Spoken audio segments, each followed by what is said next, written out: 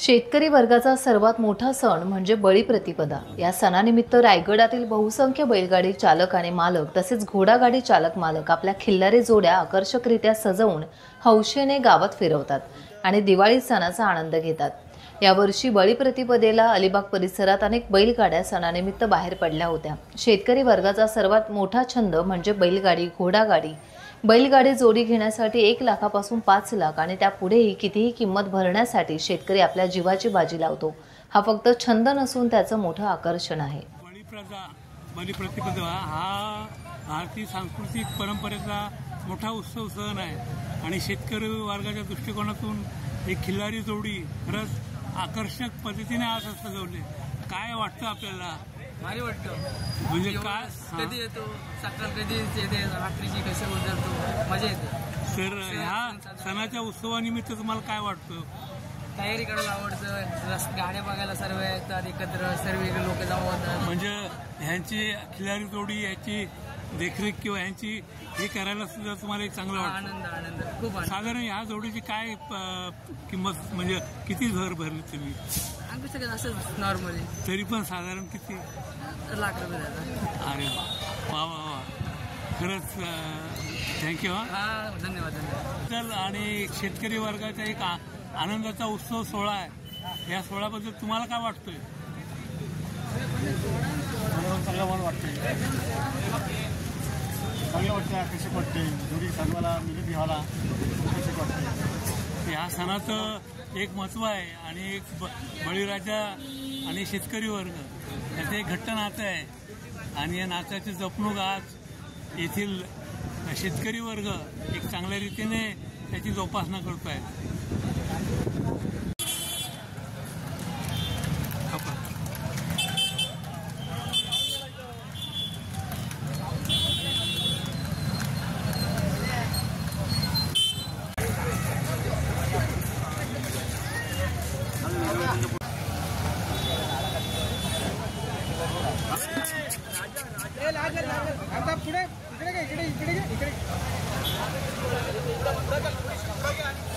चला मग, जय महाराष्ट्र।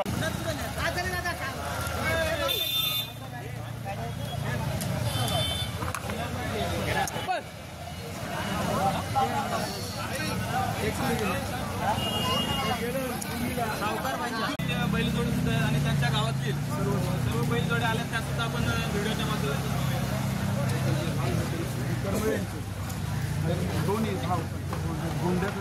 कल्पेश करमिळे नमस्कार। ठीक आहे, आपली हे ती उमेश कदम हे उमेश कदमची घे बाबा। विजय कल्याण बलिप्रजा ह्या सांस्कृतिक मोठ्या उत्सवानिमित्त सणानिमित्त आकर्षक अशा मोठमोठ्या बैलजोड्या आपण चोंडी अलिबाग तालुक्याची चोंडी येथे पाहत आहोत।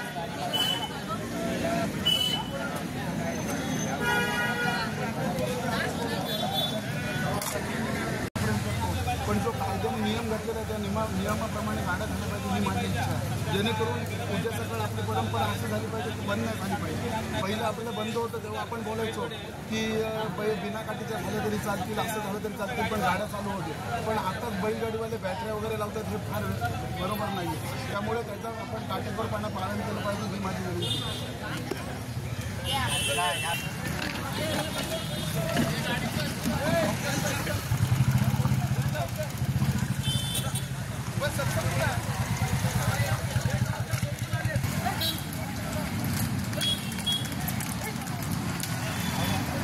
आज भारतीय सांस्कृतिक परंपरेचा आज बळीप्रतिपदा हा एक उत्सव आहे आणि या उत्सव सोहळ्यानिमित्त मोठमोठे खिल्लारी जोडेही तसेच भव्य मोठे आज घोडे आपल्याला दिसतात आणि त्यांचे व्यवस्थापन करणारे वारडे बंधू आहेत।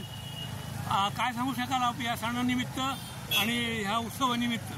परंपरा शेतकऱ्यांच्या परंपरेचा खेळ आहे आणि आम्ही आजपर्यंत अलिबाग तालुक्यामध्ये बैलगाडी आणि घोडागाडीवाले भरपूर आहेत आणि सगळ्यांनी प्रथा चालू ठेवलेल्या आहेत।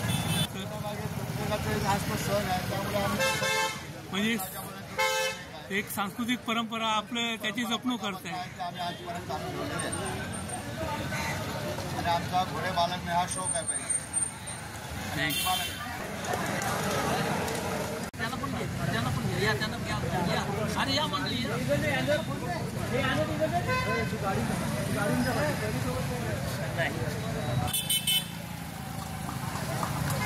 नमस्कार. आपल्याला कल्पना असेल, महाराष्ट्रातील हा कोकण विभाग आणि ह्या कोकण विभागातल्या रायगड जिल्ह्यातील अलिबाग तालुक्यातील हे चोटेगाव ह्या इथल्या पंचक्रोशीमध्ये ही जी परंपरा आहे ही अनेक वर्षांपासून चालू आहे.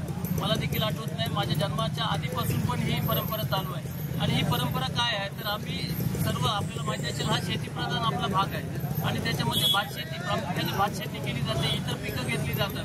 पण ज्या शेतीच्या नंतर ज्या वेळेला बैलांना पुन्हा आपण चांगले सजवून त्यांना आपण त्यांची पूजा करून आज बलिप्रतिपदेच्या दिवशी त्यांना आपण शर्यतीसाठी तयार करत असतो.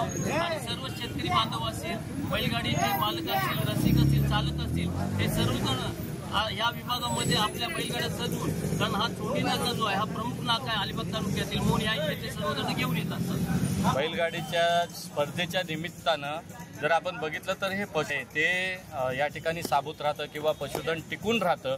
महाराष्ट्रामध्ये या बैलगाडीची शर्यती सुरू असल्यामुळं काय फायदा होतो? खरं बघाल तर फक्त शर्यतींसाठीच हे बैल वापरले जातात असा हा जो समज आहे तो चुकीचा आहे. कारण शर्यतीसाठी जरी वापरले जात असेल तरी शेतीच्या कामासाठी देखील ते थोडेफार त्यांचा वापर होतो. आणि ही जी पशुधन आहे, कारण जो शेतकरी आहे, बळीराजा आहे, त्याला ह्या पशूंशिवाय त्याला शेती करता आता अत्याधुनिक जरी आपली अवजारं आलेली असली तरी अनेक जे ग्रामीण भागातले शेतकरी आहेत ते गरीब आहेत आणि त्यांच्यासाठी ह्या ज्या बैलजोड्या आहेत ह्याच कामाला शेतामध्ये येतात. त्याच्यामुळे त्यांचा जी जोपासना केली जाते ती जोपासना 100% पूर्णपणे आपल्या मुलांबाळांप्रमाणे करतात. आणि शेतकरी जे आहेत हे पशुधन जे आहे ते कायमस्वरूपी त्यांना चांगलं ठेवून ह्या इथल्या, कारण आपण जर बघितलं तर हल्ली आपली जी ट्रेडिशन्स आहेत ती बदलत चाललीत. पूर्वी मराठी शाळेमध्ये मुलं जात होती, आता कॉन्व्हेंटमध्ये जातात. पूर्वी आपल्याला माहिती असायचं की हा प्राणी आहे, पण बरेचसे प्राणी किंवा जे आहेत ते लुप्त होत चालले. परंतु आता आम्हाला एक चांगलं आहे की आम्ही आमच्या मुलांना दाखवू शकतो की बाबा हा बैल आहे आणि ही गाय आहे, किंवा त्याच्यामुळे हे जे पशुधन आहे टिकवणं गरजेचं आहे. टाइम्स डिजिटलला लाईक करा, सबस्क्राईब करा, शेअर करा आणि बेल आयकॉन दाबायला विसरू नका. पाहत रहा टाइम्स डिजिटल.